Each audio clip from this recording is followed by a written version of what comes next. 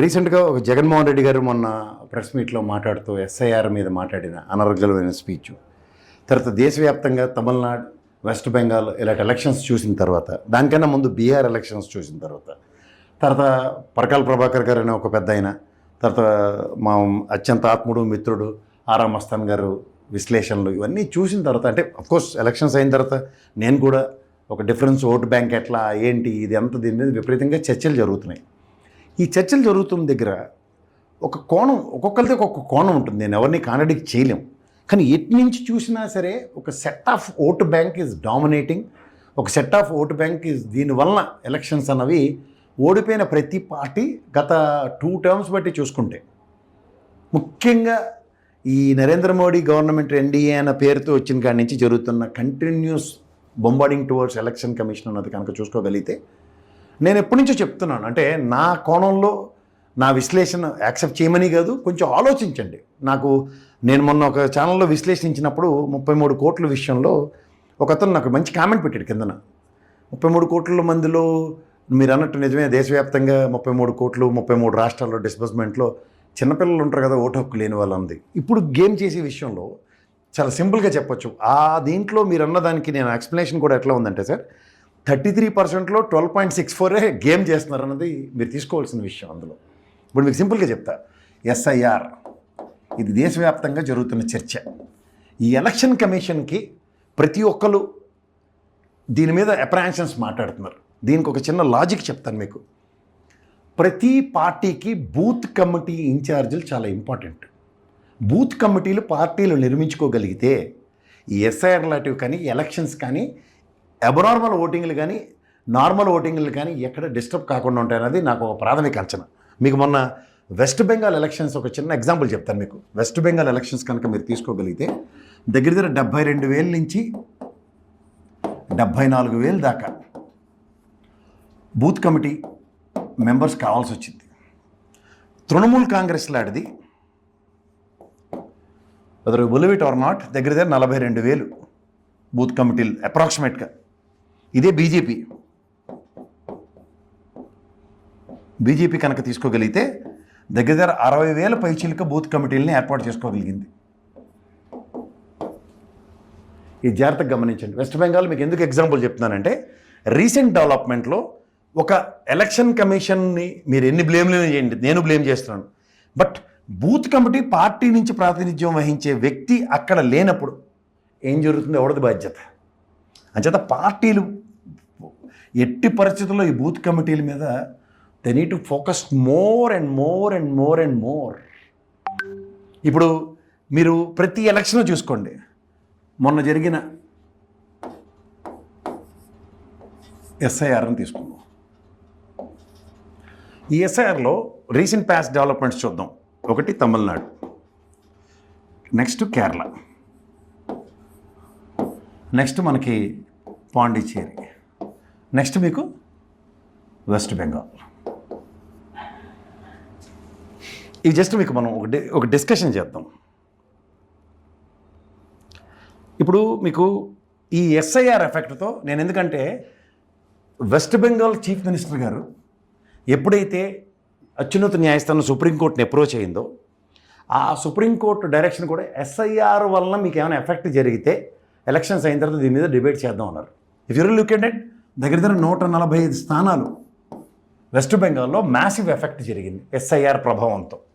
ఈ ఎస్ఐఆర్ ప్రభావం 145 స్థానాలకి ఎఫెక్ట్ కనబడింది. ఇది ఆద్యంతం గమనిస్తే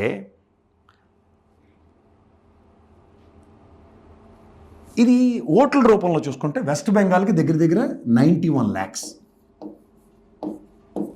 ఓకే, ఇదే తమిళనాడుకి తీసుకుంటే 74 లక్షలు ప్రభావితం చేసేయాలి. అంటే ఇక్కడ మీరు చూసుకోండి, 11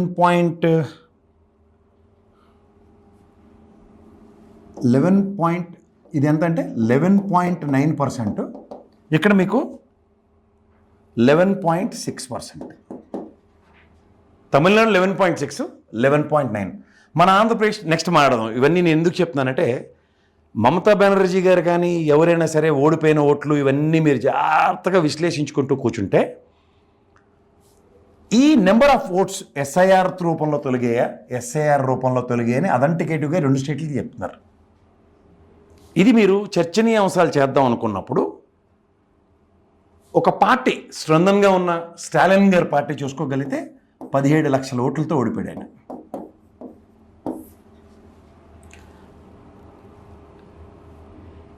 ఇప్పుడు ఒక స్ట్రాటజీ మాట్లాడదాం మనం. ఇప్పుడు ఇక్కడున్న సర్కమ్స్టాన్సెస్లో ఇవన్నీ మనకి ఎవరికి అర్థం కావు. ఇక్కడ ఎంత మేము మొత్తుకున్నా, పారకాల ప్రభాకర్ గారు చెప్పుకున్నా, పార్టీలు ఎవరికి నచ్చినట్టు ఒక కంక్లూజన్ డ్రాక్ చేసుకొని దాని ప్రకారం ఒక నెరేటివ్స్ని వాళ్ళకి అనుగుణంగా మలుచుకుంటున్నారు. నేను మీకు ఎస్ఐఆర్ ఎఫెక్ట్ ఒకటి చెప్తాను. అదేంటి ఎఫెక్టు? ఇందాక మాడిన వెస్ట్ బెంగాల్ అవన్నీ. But before SIR AP state గురించి మాట్లాడుకుందాం. ఏ ఇయర్? 2024 ఎలక్షన్స్కి. ఇది కనుక మీరు గమనిస్తే 2024లో మనకి ఎస్ఐఆర్ లేదు. అవునంటారా కాదంటారా? ఎస్ఐఆర్ లేకుండా కూడా దగ్గర 40 లక్షల ఓట్లు తొలగించబడ్డాయి ఏపీ స్టేట్లో. ఏపీలో 40 లక్షల ఓట్లు తొలగించబడ్డాయి. అప్పుడు గవర్నమెంట్ ఎవరిది? వైఎస్ఆర్సిపి. ఎస్ఐఆర్ నెపంతో స్టాలిన్ 17 లక్షల ఓట్లతో ఓడిపోయినా గవర్నమెంట్ ఉండి ఏమీ చేయలేపాడు. వెస్ట్ బెంగాల్లో 91 లక్షల ఓట్లు తొలగించి గవర్నమెంట్ మమతా బెనర్జీనా ఆవిడేం చేయలేపింది ఎస్ఐఆర్ అంటూ. ఎస్ఐఆర్ కాకుండా వైఎస్ఆర్సీపీ జగన్మోహన్ రెడ్డి 40 లక్షల ఓట్లు తీసేస్తే ఏం చేయగలిగాడు? ఇది ఫస్ట్ ప్రశ్న. ఈ 40 లక్షల నెరేటివ్కి ప్రతిదానికి ఒక ఆన్సర్ అన్నది ఉంటుంది. ఎప్పుడైనా సరే గుర్తుంచుకోండి.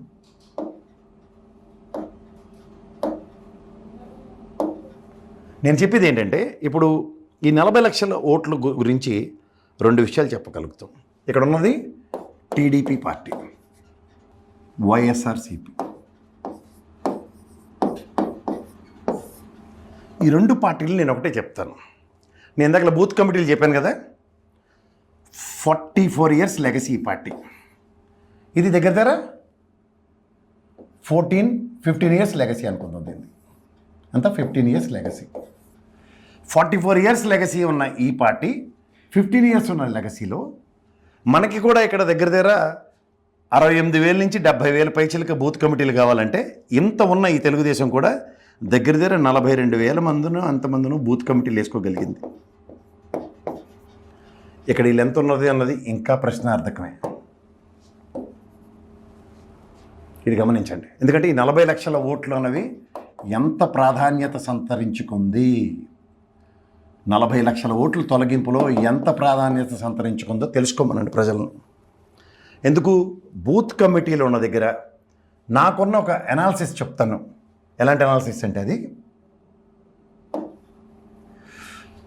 2014, 2019, 2024 ఇక్కడ మీకు 2024లో 40 లక్షలు కోల్పోయిన ఓట్లు ఎత్తేసారు. ఇక్కడ మీకు సబ్ హెడ్డింగ్ తీసుకోగలిగితే టీడీపీ, వైఎస్ఆర్సీపీ ఈ 2 పార్టీల్లో ఇక్కడ నాకు తెలిసి సురేష్ అనే వ్యక్తి is a loyalist to the Telugu Desam party. ఇక్కడ వైఎస్ఆర్సీపీ నుంచి Vijayasai Reddy.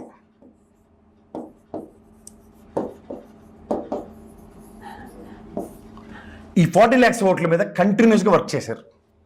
To an extent వైఎస్ఆర్సీపీలో విజయసాయి రెడ్డి అన్నోడు సురేష్ మీద ఎన్ని ఎఫ్ఐఆర్లు ఫైల్ చేయాలో అన్ని ట్రై చేశాడు. కానీ సమ్హౌ ఈజ్ నాట్ మెటీరియలైజ్డ్. ఎందుకంటే ఈ నెవర్ ఆస్క్డ్ ఫర్ Form 7. అంటే జగన్మోహన్ రెడ్డి గవర్నమెంట్ ఉండి కూడా ఆయన విజయసాయి రెడ్డి అనే ఇన్స్ట్రుమెంట్ త్రూగా Form 7 విషయంలో అప్రహెన్షన్స్ అన్న దగ్గర ఏమీ చేయలేపారు సురేష్ గారిని. దీని పర్యవసానం 40 లక్షల ఓట్లు, డూప్లికేట్లు, అయితే జనన మరణాలు ఇవన్నీ ఎఫెక్టివ్గా తీయగలిగారు. నిన్న జగన్మోహన్ రెడ్డి గారు కూడా మాడుతూ కుప్పంలో 4 గ్రామాలు చెప్పి ఉన్నాయి ఉన్న దగ్గర నేను ఎప్పుడూ మాడే ఒక ఫిగర్ ఉంటుంది.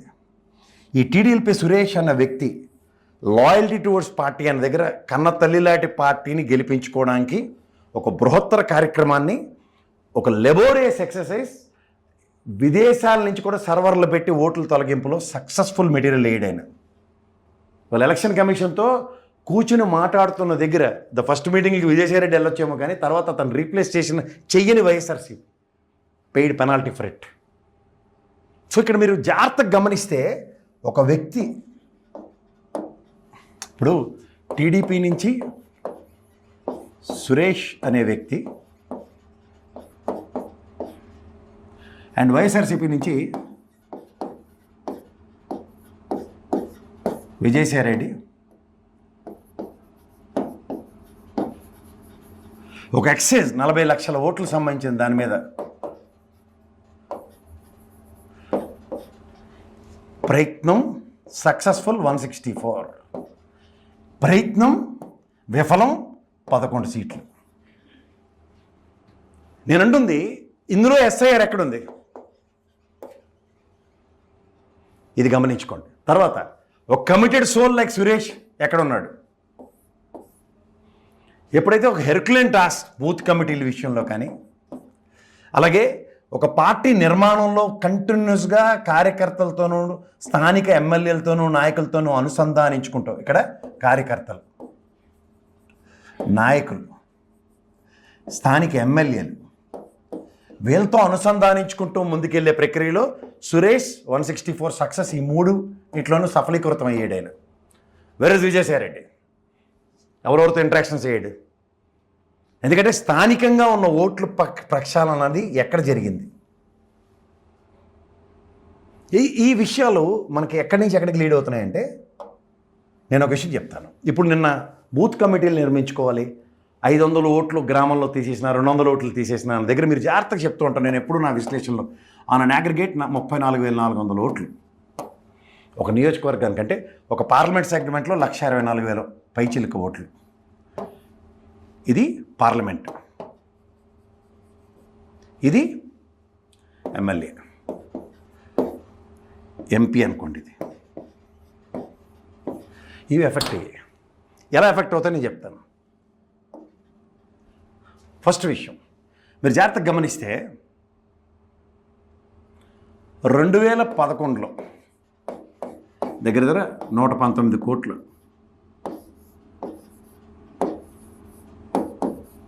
భారతదేశ జనాభా. ఇప్పుడు ఒక రఫ్ ఫిగర్ చెప్దాం, అలా ఆయన నన్ను అడిగిన దానికి కూడా చెప్పాలి. ఎంత కాదన్నా ఒక 150 కోట్లు ఉన్నాయనుకుందాం. ప్రజెంట్ జనాభా ఎవరిని అడగండి, రఫ్ ఫిగర్ 145 నుంచి 150 మధ్యలో ఉంటారు. జనగణన చేయమనండి, వీళ్ళని చేయరు. చేస్తే ఇప్పుడు ఈ రెండింటికి డిఫరెన్స్ ఎంత? దగ్గర 31 కోట్లు, 31, 33 కోట్లు వేసుకుందాం. 33 కేంద్రపాలిత ప్రాంతాలతో మనకు ఉన్నాయి కదా states, union territory.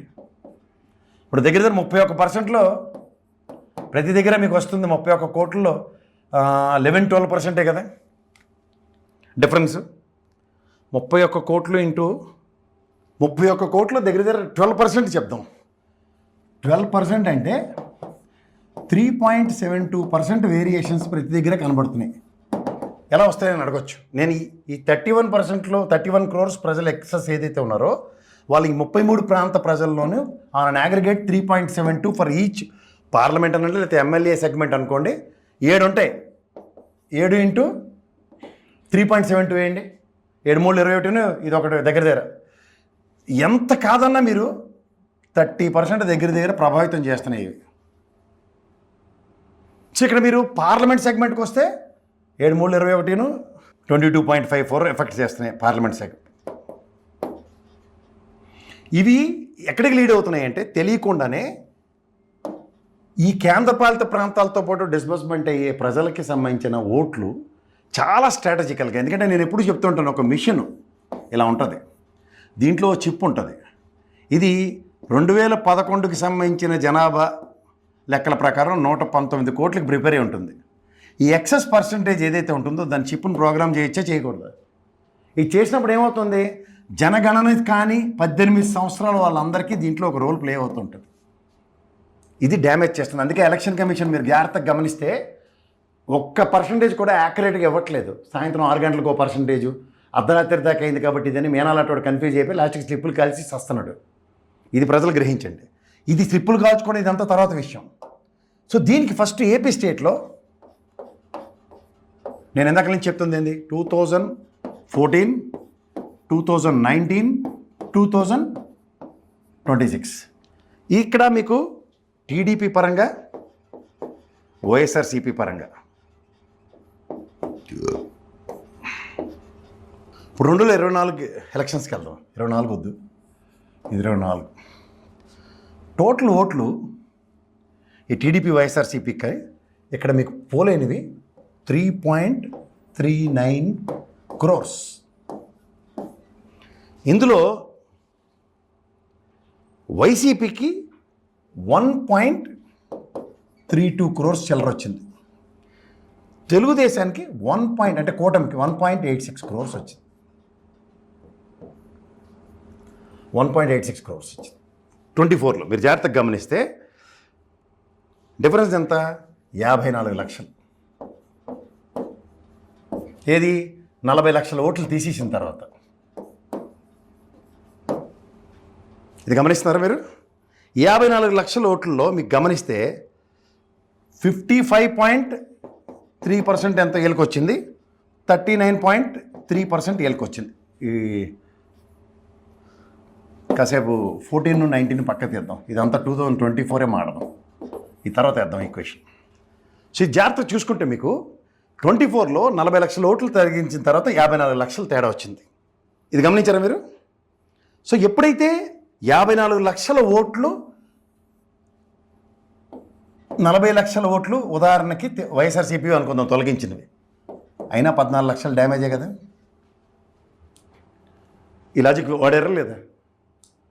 The 14 lakhs difference అన్నది నేను 2019 ఎలక్షన్స్ కూడా చెప్తాను.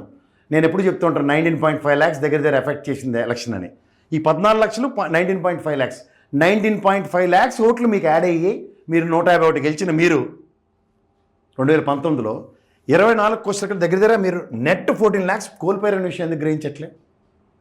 ఇది గమనించండి ఒకసారి. సో డ్రాస్టిక్ ఫాల్ ఒక గవర్నమెంట్ ఉన్నప్పుడు కళ్ళ ముందు 40 లక్షల ఓట్లు ఎత్తేసిన 54 లక్షల ఓట్ల డిఫరెన్స్తో మీరు ఉన్నా సరే ఓవరాల్గా మీకు 40 లక్షల ఫేవర్ అయినా సరే 14 లక్షల డిఫరెన్స్ ఉంది. ఇది ఎందుకు గ్రహించట్లే? ఇది 2024 సారాంశం. నెక్స్ట్ మీరు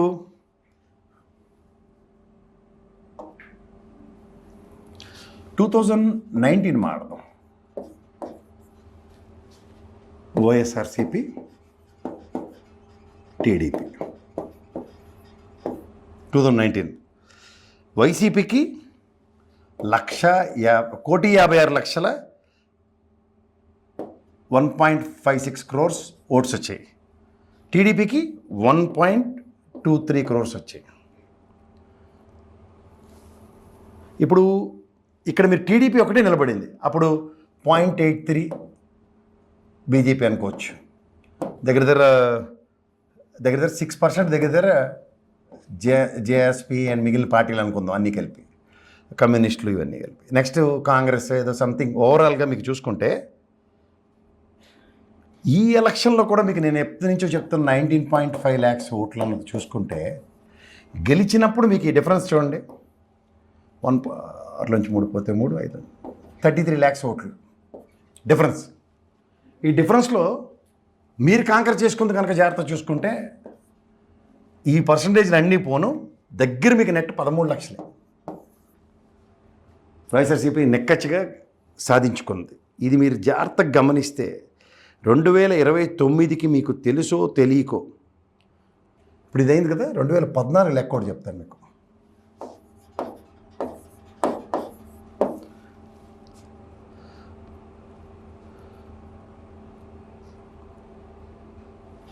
మూడు 3,69,000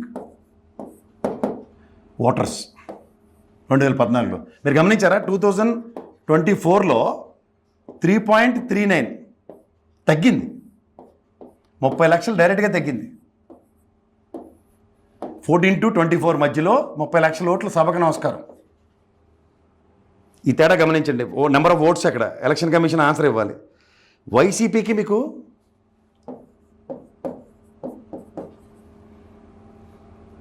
40% వచ్చింది ఆ టైంలో కూడా. 1.47 crores వచ్చింది ఓటర్స్. టీడీపీ కూటమి గెలిచింది కదా అక్కడ.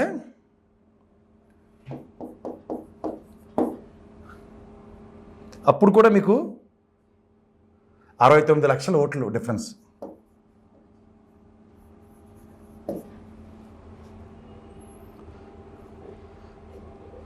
దగ్గర 2.06 crores వచ్చింది వీళ్ళకి ఓట్లు, అదే 69 లక్షల ఓట్ల తేడాతో. కానీ కన్సిస్టెన్సీ ఆఫ్ వైఎస్ఆర్సీపీ 40% గురించి మనం ఆడుతున్నాం, కానీ ఓట్లు ఎలా డ్రాస్టిక్గా పడిపోతున్నాయో తెలుసుకోమనండి వాళ్ళని. కూటమి ఉన్నా సరే, కూటమి పరంగా 2019లో వాళ్ళు కాంకర్ చేసినా సరే, remaining percentage of vote banks towards టీడీపీయా లేకపోతే ఇండివిజువల్గా అయినా సరే వీళ్ళ పెరుగుదలకి ఎక్కడ ఉపయోగపడట్లేదు వైఎస్ఆర్సీపీకి. ఈ లాజిక్తో ఎన్ని చెప్పినా సరే ఓట్లు తొలగిస్తున్న ప్రక్రియలో 2014 నుంచి చూసుకుంటే గణనీయంగా 2024 దాకా చూసుకుంటే drastic fall of vote bank వైఎస్ఆర్సీపీకి పడిపోతూ నెక్కట్టుగా కనబడుతున్నాయి. గవర్నమెంట్ ఫార్మింగ్ అంటలేదు నేను, ఓటర్స్ విషయంలో చెప్తున్నాను. ఒక 19.5 lakhsతో 2019 కాంకర్ చేసిన, by the time it comes to this, నేను ఇందాక చూపించిన ఈక్వేషన్స్లో ఎంత నెట్ లాస్ అయిందో చూసుకోండి.